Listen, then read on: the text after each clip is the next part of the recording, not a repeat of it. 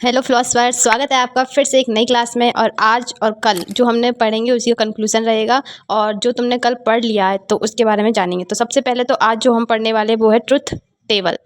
Truth table ये क्या है, ये हमने कल ही जो पढ़े हैं। क्या पढ़े हैं हमने? स्क्वायर ऑफ अपोजिशन में स्क्वायर क्या होते हैं, उनके रिलेशनशिप क्या है।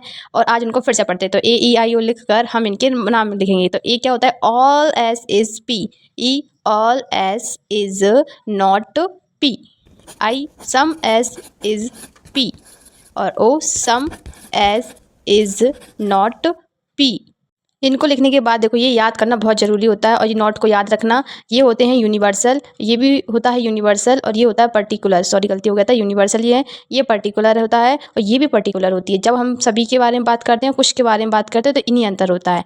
और ट्रुथ टेबल में हम आगे पढ़ते हैं। पहले तो स्क्वायर बनाएंगे, फिर लिखेंगे इनका नाम AEI और O। इनको नाम लिखने के बाद, और इनका नाम तो हमने इसके रिलेशनशिप तो कल ही पढ़ लिए थे, तो इनको आप दूसरी क्लास में पढ़ लेना पिछली बारी में जाकर मेरे चैनल पर। तो अब इनके ट्रुथ टेबल में हम इनके बारे में, ट्रुथ क्यों है पहले तो ये समझ लो। क्योंकि देखो, ये कथन अगर ट्रुथ है यानी कि ऑल एस इज पी, यानी सभी आम मीठे हैं, ये सत्य है यानी कि ट्रू है। तो ई क्या होगा और आई क्या होगा, ओ क्या होगा? तो ये क्या होगा, मतलब ये सत्य होगा, असत्य होगा, ट्रू होगा, फॉल्स होगा। आई ट्रू होगा, आई फॉल्स होगा, या फिर ओ ट्रू होगा, ओ फॉल्स होगा। अगर सभी आम मीठे हैं और उनसे बोले कुछ आम मीठे नहीं है, तो ये ट्रू होगा या फॉल्स होगा। तो ये जो स्टेटमेंट है ना, इनके बारे में हम पढ़ेंगे आज। और फिर बस इन्हीं के बारे में पूरी, ये तो वैसे बहुत ज़्यादा कॉम्प्लिकेटेड होता है, लेकिन अगर हम इसको एक टेबल से समझे ना तो जल्दी आ जाएगा समझ। तो पहले स्क्वायर अच्छे से याद होना चाहिए पूरा, कि कहाँ कौन सा अपोजिशन होता है। तो टेबल डालते हैं, और अगर हम इस टेबल को पूरा पढ़ेंगे तो सबसे पहले वही जो सबसे AEIO लिखे हैं उन्हें वापस लिखेंगे। इनको दो दो बार इसलिए लिखा है क्योंकि देखो, एक ट्रू वाला लिखेंगे तो एक फॉल्स के लिए लिखेंगे। ई भी एक ट्रू के लिए, एक फॉल्स के लिए। आई भी, और ऐसे ही हम ओ को लिख देंगे दो बार, एक ट्रू के लिए और एक फॉल्स के लिए। अब इनके आगे हम वही लिखेंगे जो हमें पता है इनके बारे में, जो सत्य है, ट्रू है और फॉल्स है वही। तो ये क्या होता है? ट्रू मानेंगे पहले, तो फिर फॉल्स। ये भी ऐसे true false true false true और फॉल्स। इनको लिखने के बाद इनको फिर से एक टेबल की तरह पूरी बंद कर देंगे। अब ऊपर जो लिखेंगे वो एक इसी कंपोनेंट होगा, AEI, और ये बनाएंगे अपन O। अब हम क्या देखेंगे, ये टेबल में अगर ए ट्रू है तो ए क्या होगा? तो ए तो ट्रू ही होगा और फॉल्स ही होगा। इनके बारे में सेम ही रहेंगे, ये चेंज नहीं होगा। अब ई क्या होगा? ई फॉल्स होगा। अगर ए ट्रू है तो ई फॉल्स होगा, और ए फॉल्स है तो ई अनडिटरमाइंड, यानी कि यू लिख देंगे इसके लिए। और आई क्या होगा? आई ट्रू होगा, और अगर ए फॉल्स है तो आई क्या होगा? आई भी अनडिटरमाइंड हो जाएगा। ओ, ये बिल्कुल अपोजिट, ये फॉल्स लिख देंगे, ये फॉल्स है तो ये ट्रू लिख देंगे। ठीक है। अब ऐसे ई के लिए, अगर ई ट्रू है तो ए फॉल्स होगा, ई फॉल्स है तो ए भी अनडिटरमाइंड हो जाएगा, और ई तो ऐसे ही रहेंगे। आई के लिए, आई क्या लिखेंगे अपन? अगर ई ट्रू है तो आई फॉल्स हो जाएगा, फॉल्स है तो ये ट्रू हो जाएगा, ये एक दूसरे का अपोजिट। ओ के लिए क्या होगा? अगर ई ट्रू है तो ओ क्या हो जाएगा? ट्रू। और ई फॉल्स है तो अनडिटरमाइंड। आई ट्रू है तो क्या होगा? आई ट्रू है तो ए हो जाएगा अनडिटरमाइंड। ई फॉल्स है तो आई फॉल्स है तो ए क्या हो जाएगा? फॉल्स। ये क्या हो जाएगा? ई, देखो आई अगर ट्रू है तो ई फॉल्स हो जाएगा, और अगर आई फॉल्स है तो ई ट्रू हो जाएगा। ये एक दूसरे का अपोजिट चलेंगे, ये तो सेम एज इट वही है। ओ के लिखेंगे, ओ देखो आई अगर ट्रू है तो ओ क्या होगा? ये फॉल्स है, और आई के लिए कोई भी लिखेंगे, और ओ क्या होगा? ओ होगा अनडिटरमाइंड, और इसके नीचे ट्रू।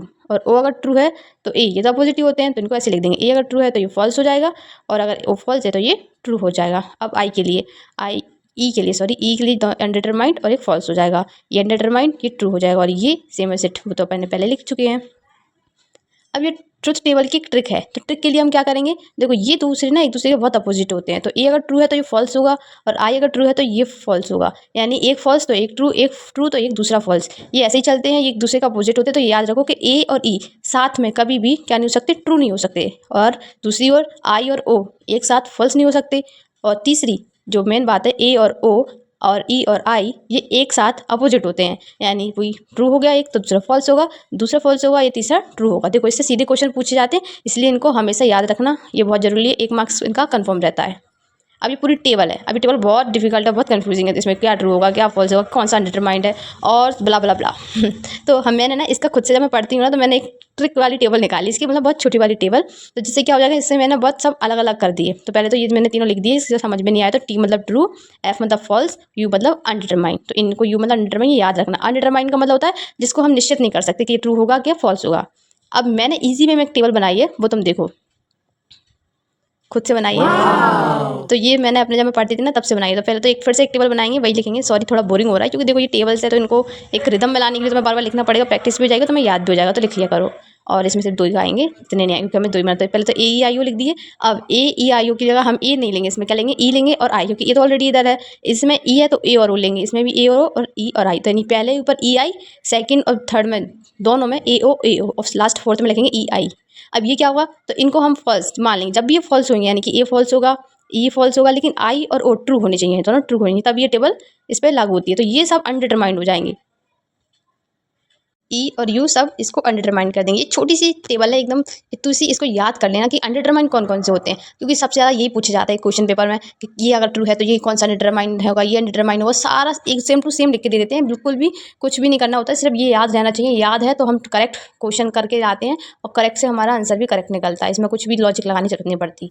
तो इनको याद करना इज़ मोस्ट इंपॉर्टेंट, बिल्कुल याद रखना, इनको एकदम रट लेना। मतलब जाके 2-4 बार बनाओगे ना तुम तो अपने आप याद हो जाएगा। हफ्ते में एक बार टेबल बनाया करो, हफ्ते में एक बार टेबल बनाओगे ना तो याद हो जाएगा। और क्वेश्चन तो इनसे सीधे पूछे ही जाते हैं, मैंने पहले ही बता दिया है। और अभी क्वेश्चन है, ये पढ़ो देखो, यदि सभी आम मीठे हैं, ऑल मैंगो इज स्वीट।